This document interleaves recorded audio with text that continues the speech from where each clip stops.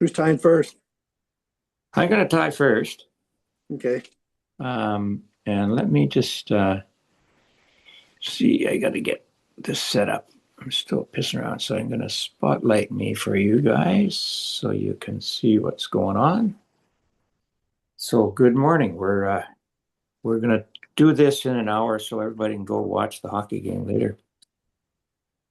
Um, so I'm going to tie a pattern out of this book, which is a Flies for Bass and Panfish.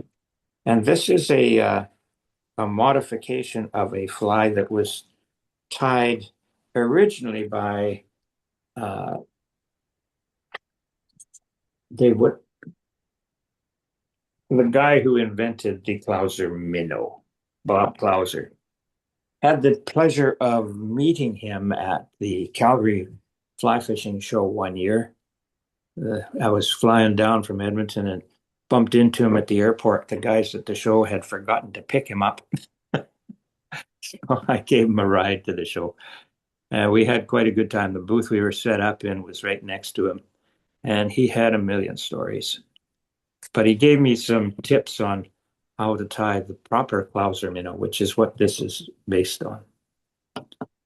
So the first thing we do is we get ourselves a long shank hook, and this one I picked up is a Limerick hook. It's got a slightly down eye, which helps with Clousers because they flip over when you tie them. And that helps to have that eye a little bit not in line. So I just bead barbed the hook. I'm going to start with a thread right behind the eye to kind of close up the gap, as I usually do. And then I'm going to cover the front with some thread. And I'm going to cover it right back, I'd say close to a third of the shank length. And trim that off. Eyes. Now, I've chosen what normally would be a little bit bigger dumbbell eyes because I want this thing to be, we're tying them inverted. Remember, when you put something on top of this with dumbbell eyes, it's going to fish the other way around, upside down. So I want these, we're going to fish at elk, I hope. So I want something that's going to sink a bit. So I picked a little bigger dumbbell eye than you would normally do for these sizes hooks. This is a large style, and it's got a red eye with a black pupil. So I'm going to run that thread back, and then I want to locate this so there's a reasonable amount of hook in between the front of the eye and the eye of the hook because we need to tie stuff down there. So I'm going to measure from the width of the eye, the length of the eye, and that's where I'm going to put the back of the front of the eye, is that distance back from the hook eye, just a little more than the eye width. And the trick here is that Bob taught us was to make a big bump of thread at the point just in front of where you want the center of the eye to be. Then you lay the eye on the hook shank just behind the bump, push it up to where the bump is, do a couple of diagonal wraps one direction, and then diagonal wraps the other direction. What this does is this pulls the eye forward up against that bump. And if you make a few more wraps on diagonal front and back, and then you go from the back, you go underneath the front and back like that. And what that does is that locks the eyes in so they don't twist or slide back and forth on the shank. And it leaves a fairly decent length of hook shank in front of the eyes to tie the nose of the fly down on. Okay, so next thing we want to do is I'm going to put thread roughly halfway between the eye and the eyes of the hook, the dumbbell eyes. The first material that goes on, because this is a fly that's going to flip over when you cast it, and it's going to hang upside down So what you tie on top of the fly is going to be what's going to end up on the bottom when you're fishing it. And so this pattern has a belly of yellow when it's being fished, and I'm using bucktail. So I'm going to take a chunk of bucktail, and you can get these at Robinson's in small packages that just have a specific color. For doing small flies like this, I think that works really well. And I'm going to pick a chunk of bucktail that's maybe gap width, because this is going to get a little smaller than that when I start playing around with it. And I'm going to trim it off nice and tight and square. So there he is. Now you got to stack this to try and even it up a bit. And because there's a lot of bulk in this that you don't want to bulk up the fly too much, I'm going to hold them, pinch them by the tip. And I have a nice fine comb that I'm going to comb out all the loose stuff from the bottom and pull anything that is really short fibers out of the bottom of this stack of yellow. And then I'm going to stack it. But before I stack it, I'm going to make sure I have about the right amount. I don't want too thick a clump of flies of hair. I want the length to be roughly from the eye of the hook, 2 shank lengths at most behind. And I'm going to take that and I'm going to just take a little bit off to make it a little easier to stack. And I get my hair stacker. I got a good size one here. And I'll stuff those down in there. And I'm going to make some noise. Pounding this on the nearest piece of cable that I got. Yeah, when I used to tie lots of orders, I'd have as many as half a dozen stackers. Yeah. Yeah. So now I can measure that it's all stacked up. And I'm going to say basically shank length from the bend. So I'm almost right length here. All I'm going to do is pinch this down sort of flat, take it, and I'm going to cut just at a slight angle. You can see here, I'm going to cut it just a slight angle so that it's a little shorter on the bottom than on the top. I will put my thread halfway between, and I will hold this down so that the tips are just behind the eye, and I'll wrap over top and cinch it down so it's just behind the eye. And I will make sure that sits on top. It's wanting to wrap. Let's try that again. Keeps wanting to wrap around. So I want to keep it on the near side of the hook a bit so it doesn't wrap around. There we go. I got it solid.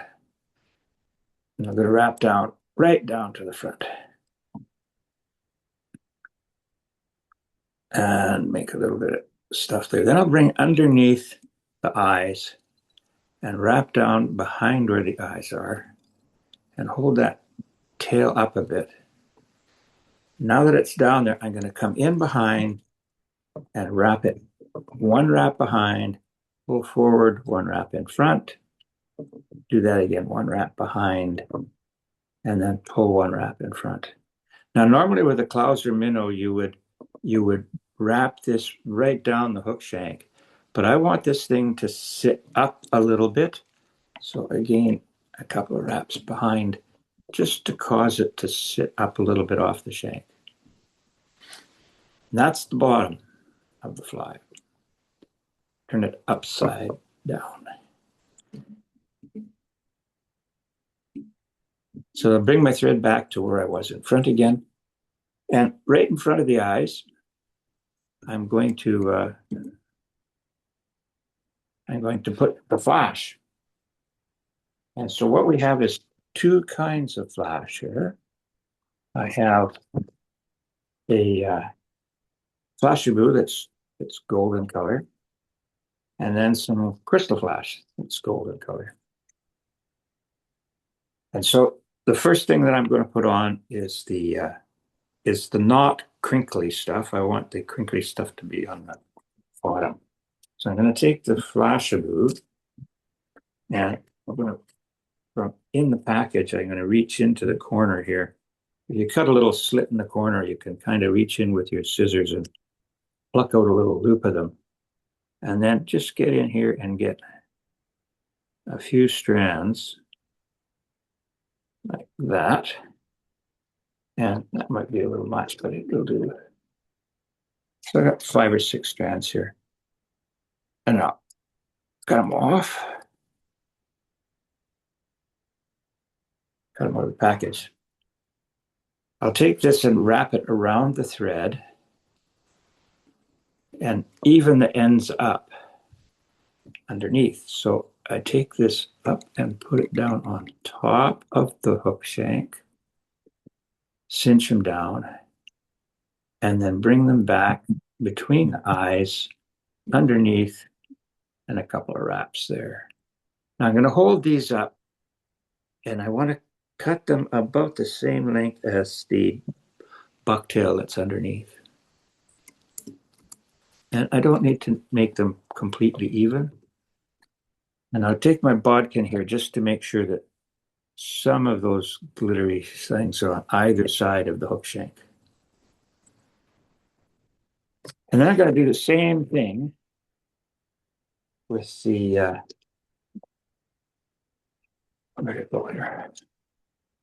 same thing with this crinkly stuff.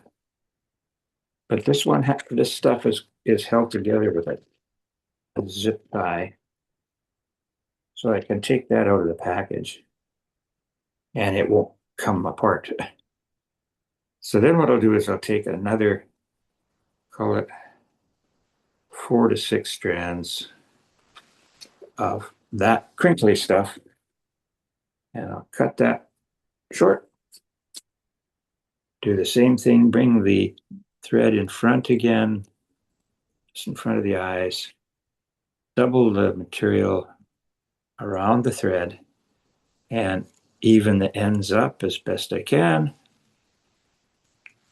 and then put that on top and do the same thing, 2 or 3 wraps in front of the eyes, and then divide them on the hook shank. So half are in front and half behind on each side of the hook shank. Hold them back,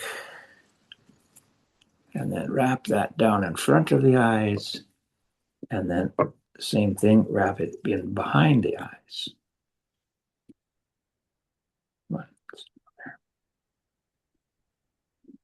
There we go.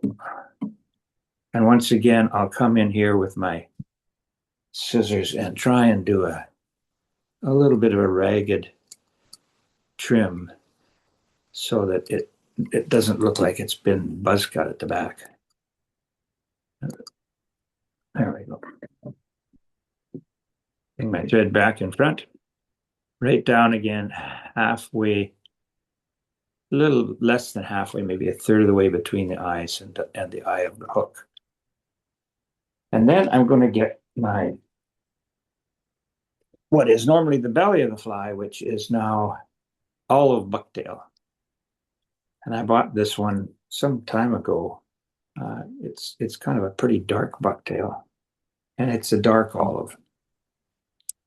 And I want, this is a little bit shorter fibers than some of the other ones. So I'm going to try and find some nice long bucktail fibers here. And I will pull them out from the leather, grab them by the tip, and cut them off as close as I can get, because this stuff is a little short. Again, hold it by the tip. There's some really long fibers here that are going to get in the way of stacking. So I'll pull a couple of those out. And then get my comb again and hold this by the very tip and clean out all of the fuzz. You can see I run the comb through there pretty good. And slide down. Now this is already a pretty short compared to the rest of the fly, but that's okay. So I got it thinned out a bit. And once again, I'll double check the length. That's about right. Don't want to shorten it up much more than that. I will take my scissors just for the purposes of stacking. I'll just even up the ragged ends at the bit, make it easy, a little easier to stack. And then back into the hair stacker. Got a couple of really long ones there.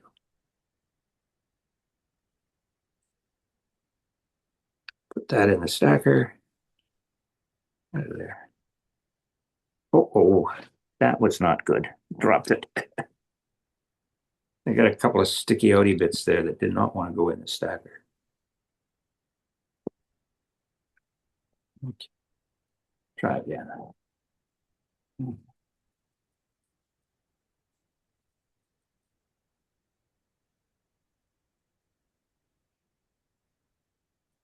It's quite crinkly bucktail, so it's not stacking very well.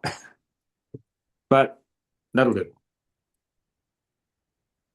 I'll measure that as best I can from the just behind the eye of the hook to the tag end of the fly and pinch that there. Take my scissors and I will cut it just about 3/8 of an inch in front of where my fingers are. You can see that. Pretty much square. And then I will hold this at that angle in between the eyes so that the front of that cut is right behind the eye of the hook. And then I'll bring my thread back and tie right up to where the eyes are. Hold it down. Cinch really well. And you end up with a fairly bulky nose right up against the eyes of the hook. And then you end up with this tapered nose that goes down to where the hook eye is. And I will wrap that back, make sure the eye is clear.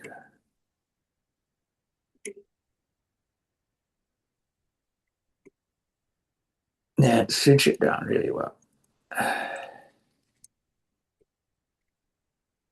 Because you're tying a fair bit of stuff in front of where the eyes are, on this one, the eyes, the front of the hook tends to be quite bulky, get quite a taper to it. And then get my whip finisher and hook it here and do a good solid whip finish right back over the whole whip front end of the fly. And back and get a good solid pull to make sure that that whip finish is good and solid. Trim thread. And then we'll get the head cement and dab it nicely all around the front. There's a little extra there. Get the excess off. And take my bodkin, which is in here, to make sure that the the hook is not clogged up with glue. There we go. And that's him. So this is basically a imitation of a perch that would be a bait fish wherever you're fishing for bass. And again, it fishes upside down with the point up. And that's him. So I've done millions of Clouser minnows over the years, hundreds of Clouser minnows over the years, because as you guys were talking earlier about going fishing and tropical fishing, um, one of the things that Clousers work really good for is just about any species of fish. Um, I use them every year when we go up to Hanina to fish for coho, and we don't use downriggers if we're doing that. We just chuck a sinking line out behind the boat, sometimes just as far back as the end of the prop wash. And it's a very effective salmon fly if you tie them in green and white and a little bit of Flashabou. So that's him. Fish that way. Oh, and the way to help it fish inverted properly is you use a non-slip loop to tie it on. So we'll remove the spotlight. Get this.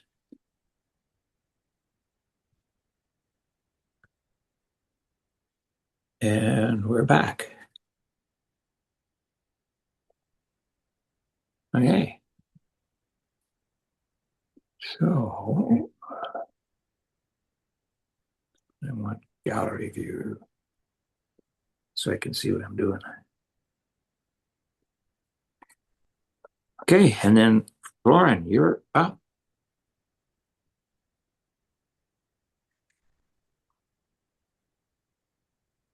You, Dave. Yeah. Well, I'm trying to test the glow in the dark materials here. It's kind of hard to tell. So the idea is so this is very much an experimental fly I'm working on right now. So this is my UV light, and this is the glow material, one of them. This one is quite visible that it's glowing. This pink one is less so.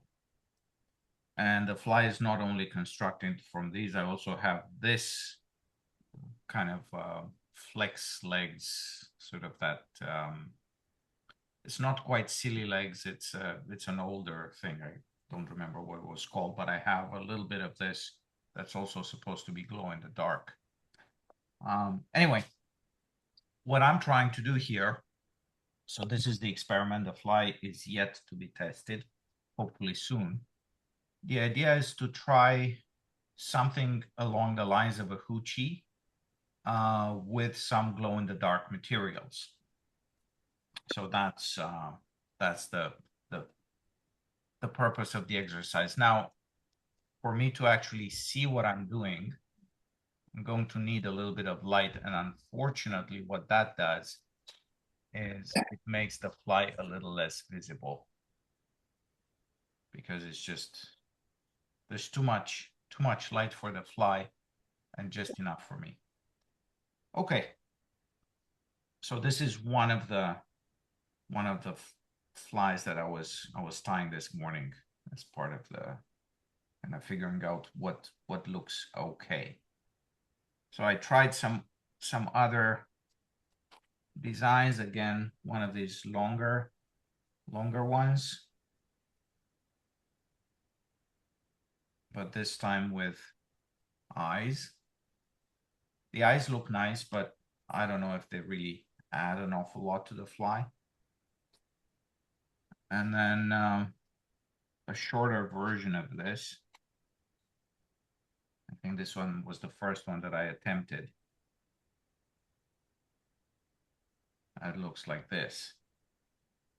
And here I tied the eyes on first, and then all the flexible kind of winged materials or legs or whatever you want to call them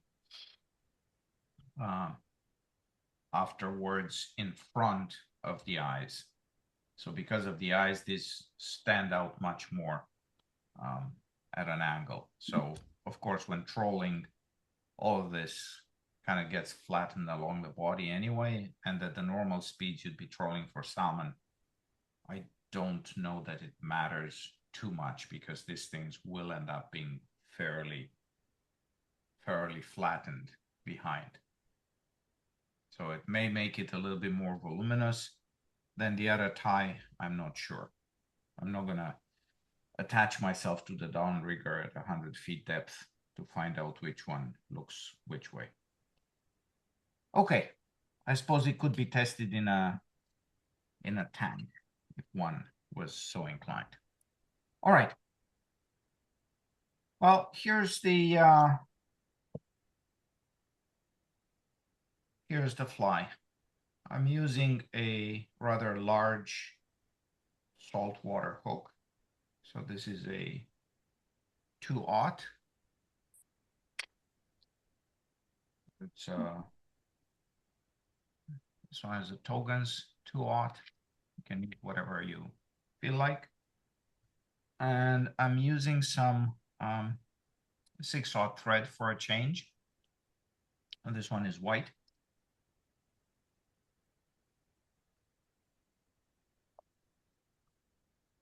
And take the thread to the back, where I'm going to attach a little bit of pink chenille. I have some. That's my problem. I don't like too much to cut material, but this is too bulky to put on a bobbin, which is my first thought when I have to deal with these things. So this one I'm just keeping it all bundled up in the bag and then closing the bag over it and then just feeding it through the bag like that. So attach the chenille here a little bit forward so it's secure, and then move the thread all the way to the front. And then just standard stuff. Wrap the chenille over.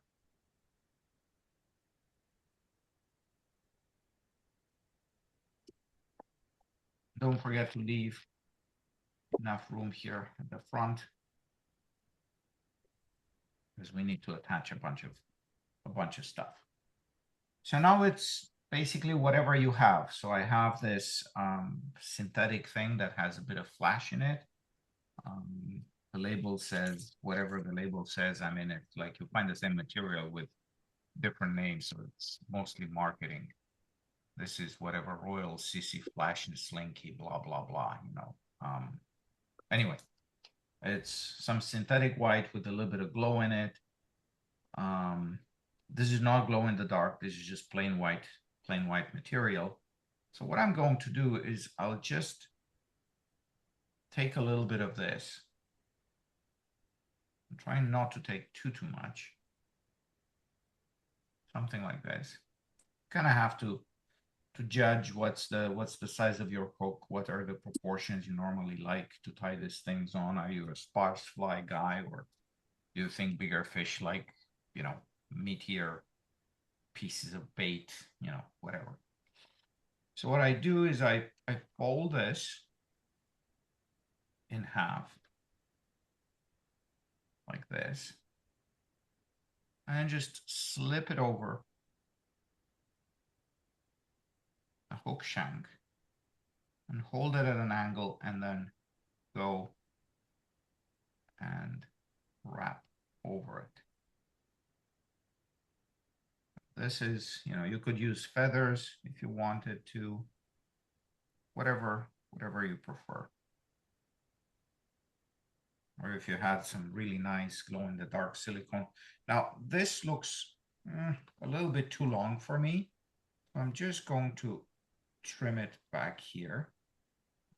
And I'm going to avoid making a square cut. I cut at a bit of an angle so that I do end up with a little bit of a taper. If that's not satisfactory, then I just take my scissors and do a little bit more tapering.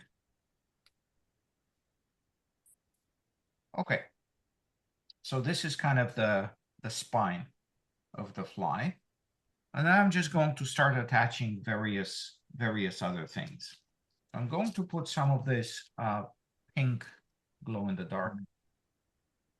This is actually Flashabou. but use whatever glow in the dark stuff you find. This one came from Robinson's here locally. I didn't have any. I searched all my material boxes and I found that I did not have anything glow in the dark, which was a big problem. Okay, so now I'm gonna take the pink, and you can lay this around whichever way you think best. So again, fold it, slip it over the hook, and then put it on top in this case. Trim a little bit the ends. Secure nicely. And then I'm going to use the white stuff that has this kind of greenish glow to it. And again, cut a little bit from the package and fold.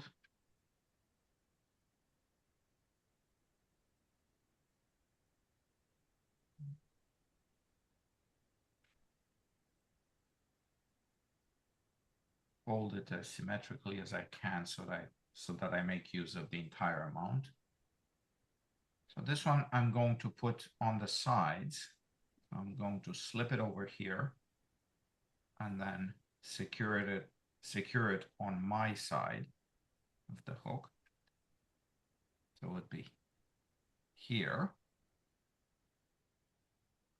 And then I'm gonna turn the hook around and I'm going to secure another little bit on the other side.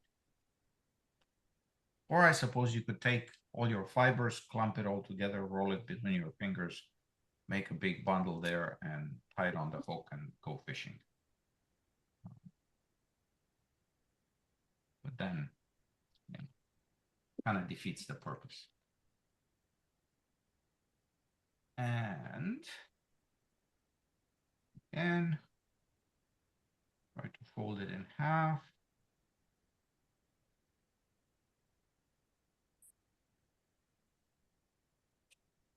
Not catch any other fibers if possible.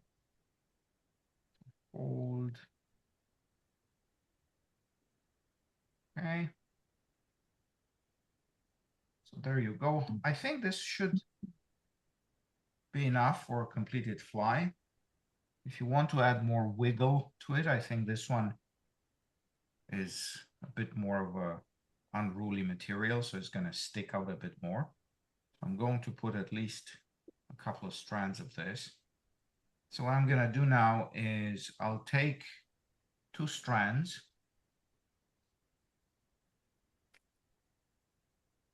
and again fold, so that's going to give me 4 legs.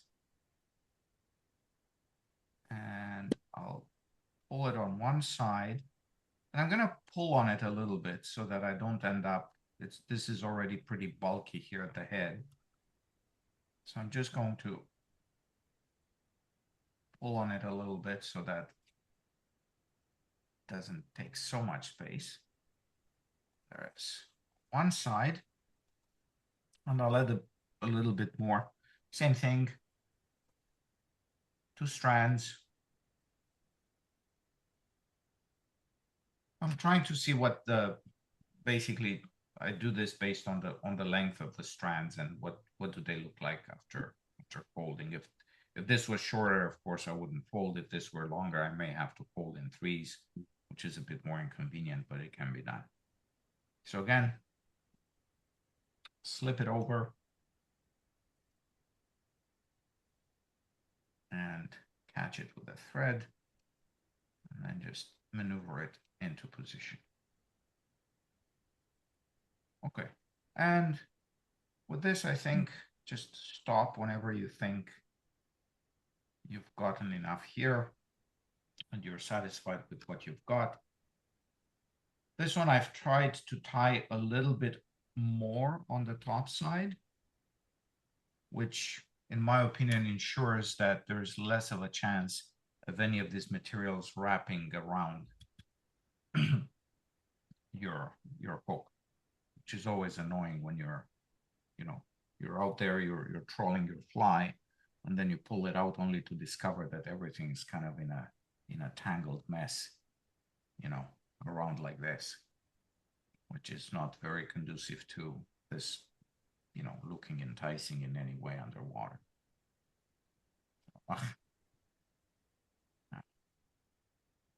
The mess of I'm making here, huh? All right. So final thing, just a whip finish. You can, by the way, at this stage, you could still add eyes if you think the eyes kind of give it a cool look. Let's do that to see how that's gonna look like. Here it is. This is bead chain. You thought of stick-on eyes? No, these are bead chains. No, I mean, have you thought about using maybe the stick-ons? Oh, you can use stick-ons, of course. Yeah. I'm not very fond of the stick-ons because I have to mess with super glue and then Yeah, I know what you mean. resin and whatnot. So here, just move the thread to the kind of the back end of the head where all the rubbery materials and everything else is. And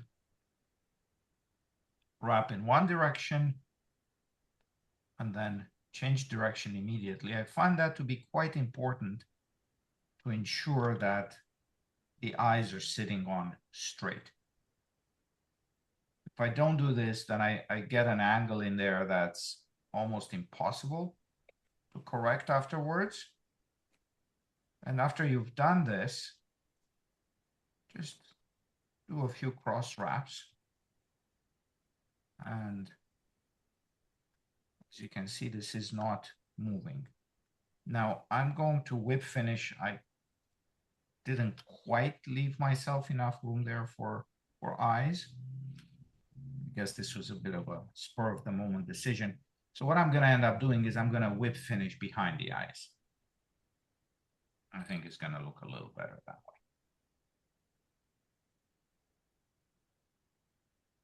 1, 2 whip finishes is probably overkill, but I usually don't have problems with flies unraveling. And then slide the scissors in there and cut. Okay, final step is going to be a little bit of Sally Hansen's, in part to protect the fly, probably in part for the fumes. Yeah, I got some super glue, head cement, and holy man, that stuff just stinks. Yeah, so I don't hardly use it anymore, right? Just because of the fact that you open it up, right, and holy cow, it about knocks you over, right? And I don't know what before they started, they still make it, but they changed the formula on it, right? Because I used to use it for years and years and years, and then all of a sudden, right, you could barely tolerate being around this stuff. That was crazy. Yeah. So there you go. Now this is a bug-eyed one. Like I said, it's probably more to impress my fishing buddy than anything else.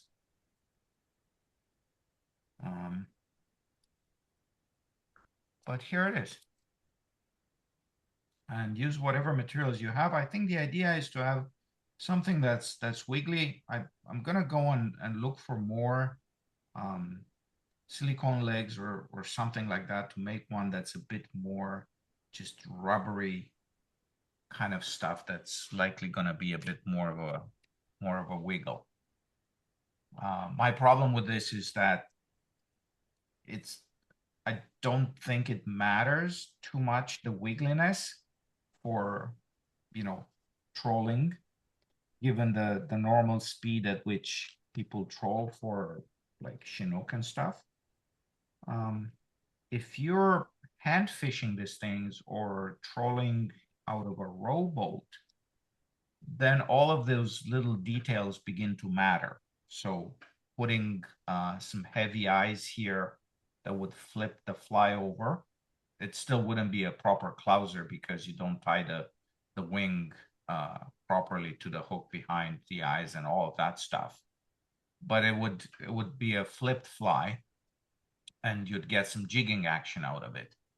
Then these various rubbery things that stick out would also give more action to the fly. Feathers would also make a difference, right? But I think that's something that's more relevant at slow speeds. So if you swing one of these things in the current on a stream, etc., you'd be doing this a little bit differently. Like your choice. There's the stuff they use for chironomids, Florin, called stretch floss. Yeah. That might be something that you're thinking of, right? Because it's really, really rubbery, right? And well, for chironomids, right, you can pull it really tight, right? Yeah. So this is actually, I think this is some of that old stretch floss. Yeah. I think that's kind of what this material is. But then I think, silly legs like this would be good too. Yeah, I agree. Except that I was tying flies for bass, so I was playing with shades of chartreuse and orange. I don't have anything. I'd like to get some of these things in ideally glow in the dark would be nice, but both some pinks and some whites. I think. Do you find it's easy to find the glow in the dark stuff? I walked into the fly shop, and Zach was there, and I was, Zach, do you have glow in the dark stuff? He said, yes, I do. I said, where is it? He pointed to the shelf, and he had quite a bit of stuff in there that has Oh, really? Okay. little stickers, because it was the similar looking Flashabou next to each other, but not all of it had the glow in the dark sticker. That's at Robinson's here in Victoria. Yeah. And I think if you look around, I mean, it's anything but cheap. But then again, I looked at what a commercial hoochie costs, Yeah, they're crazy expensive. and they're crazy expensive, right? You can buy, they look very cool, like they look like little baby squid, and they're probably out of a nice, very wiggly material and whatnot. So, Florin, you use a UV light with it? Well, let me let's test this baby here. So lights off. Actually, I have one more light I should probably turn off here. Well, while he's off doing that, you're talking about super glue. The stuff that I use, I got from Home Hardware. It's called Home Bond. It's a very small container. It's a brushable, and it's cheap. It's like $5 for a little bottle of super glue with a brush on it. Oh, nice. The light's not on, Florin. I don't see. Ah, there you go.